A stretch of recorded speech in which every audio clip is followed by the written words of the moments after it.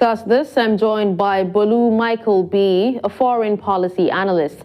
Hello, Bolu. Thank you so much for joining me. Thank you. All right. Now, given the recurrent nature of conflict in Gaza, Bolu, what novel approaches or structural changes could be implemented to break the cycle of violence and also achieve a lasting ceasefire agreement? Some effort has been made, so far. However, it's not every strategy that's been employed that has worked so far. In terms of peacekeeping strategies, I don't think anything novel might be employed. But one thing that could be done that is not frequently used is probably having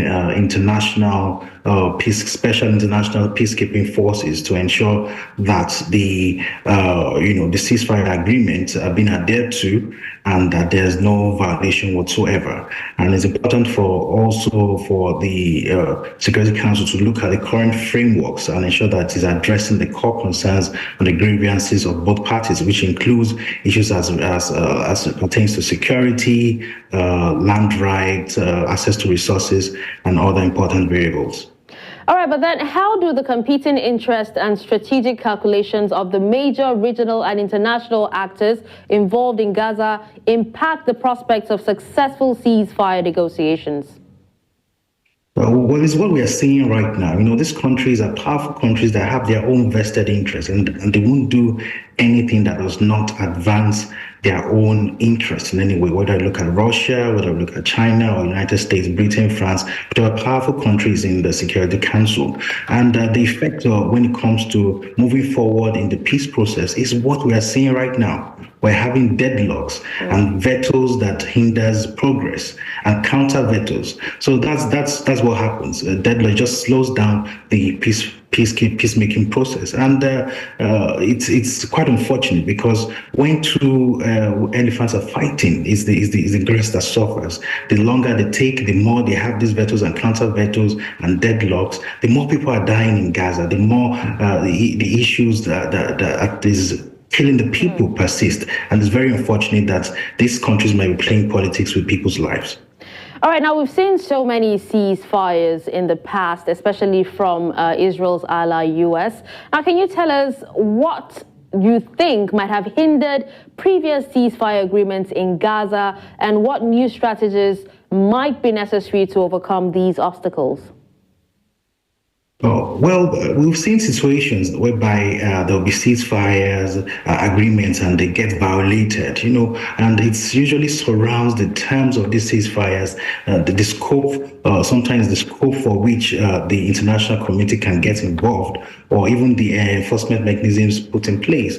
But in terms of solution, it's for them to get into confidence building mechanisms or processes, which might be difficult to do because these are countries that have fundamental trust issues between each other. Another thing they might do is to have the third party mediation, which I think is ongoing. Maybe they can intensify that effort.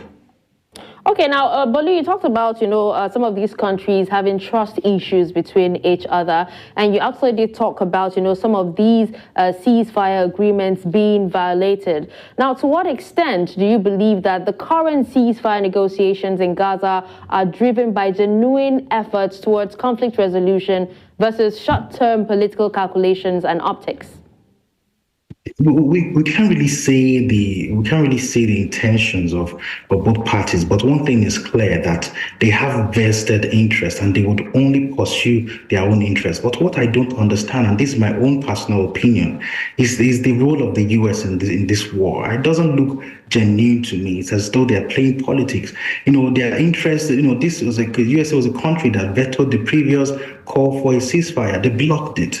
And now they're calling for a ceasefire that they previously blocked. It just doesn't make any, I can't fathom it, because this is calling for a ceasefire for a war that you continue to fund.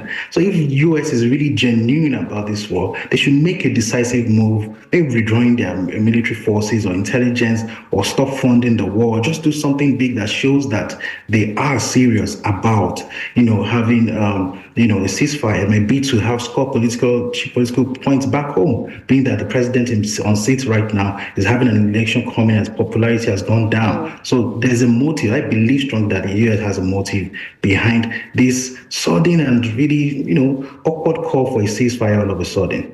Now, talking about motives, let's look beyond the immediate ceasefire agreements now. What comprehensive measures could be pursued to address the root causes of the conflict in Gaza and also to be able to foster sustainable peace and stability in the region?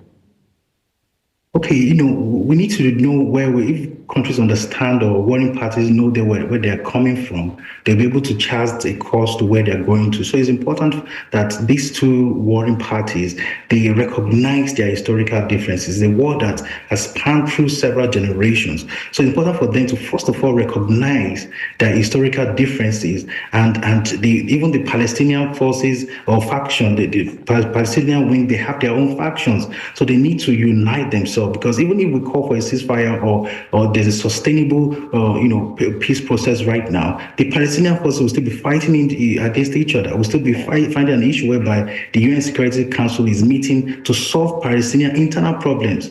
So we're having a crisis within a crisis. So it's important for Palestine themselves to have their acts together, and also important to address the core concerns, like I said earlier, like issues like land use, access to resources, security concerns, and they must begin to invest in rebuilding the economy and the infrastructure of Gaza, invest in education, restore the healthcare, go back to agriculture, and have security apparatus in place. We start to rebuild the process like the Marshall Plan that we developed Europe.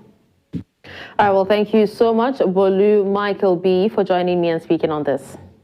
My pleasure. Thank you very much. And that's all on Beyond the Continent.